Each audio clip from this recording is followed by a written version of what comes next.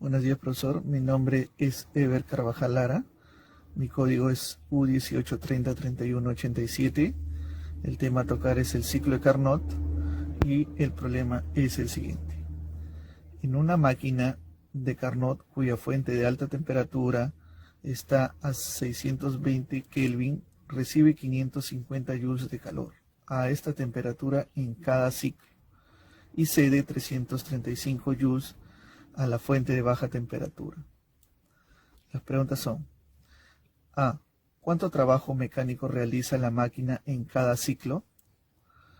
B. ¿A qué temperatura está la fuente fría? C. Calcule la eficiencia térmica del ciclo.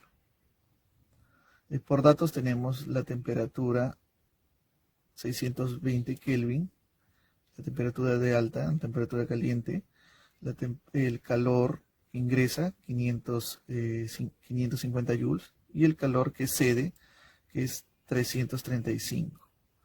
Este valor negativo se toma porque cede al exterior, no es porque el calor sea negativo. Entonces, analizando la pregunta A, en el tramo de la expansión isotérmica entre A y B, entre los puntos A y B, la isoterma significa temperatura constante y sabemos que la variación de energía interna depende de la temperatura. Si las temperaturas en ambos puntos va a ser igual, entonces la variación de la energía interna es cero. Entonces, por la primera ley de la termodinámica sabemos que la variación de la energía interna es igual al calor menos el trabajo.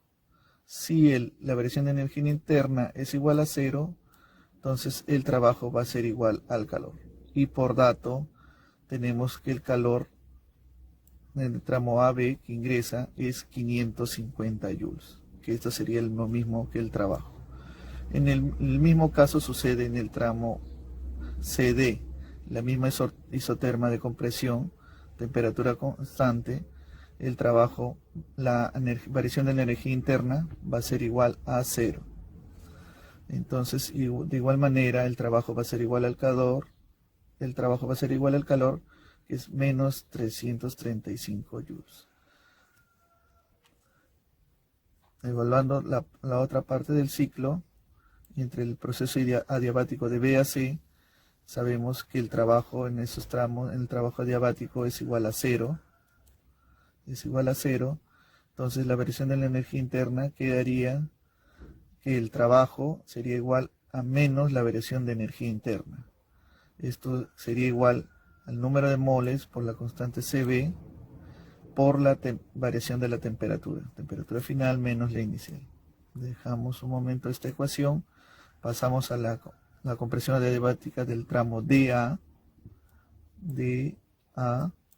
Entonces, el mismo caso, calor es igual a cero, el trabajo de DA es igual a menos la variación de energía interna, que es igual al número de moles, la constante, la variación de la temperatura, que en este caso, si introducimos el valor negativo, esto sería la negativa de esta parte de esta ecuación.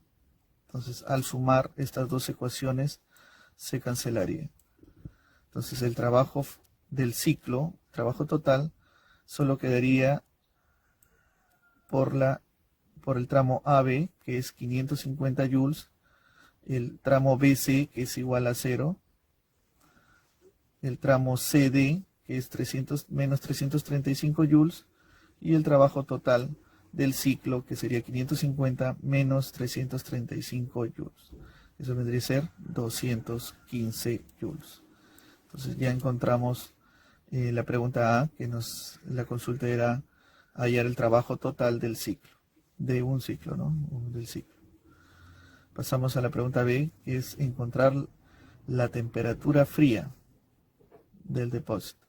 Entonces, por teoría, el calor que cede entre el calor que ingresa va a ser igual a la temperatura que cede y la temperatura que ingresa. Entonces, despejando, podemos decir que la temperatura fría o que cede va a ser igual a la temperatura caliente que ingresa entre el calor que cede al exterior y el calor que ingresa. Entonces tenemos estos datos, la temperatura que es 620, el calor 335 que hallamos ya en la primera parte, igual el calor que es 550 joules, y esta temperatura en la parte fría tendría que ser 377.63 Kelvin. Ya tendríamos respondidas las dos primeras preguntas. Y la última pregunta nos indica la eficiencia.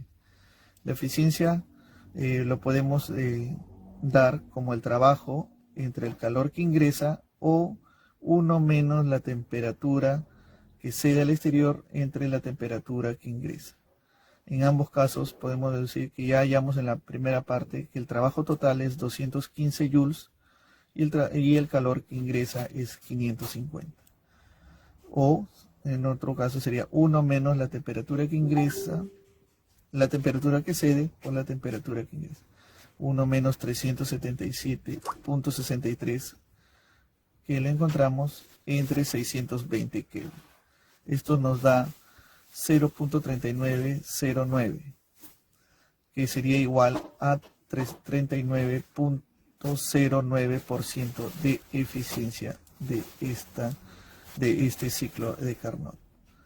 Con eso concluimos el problema. Muchas gracias.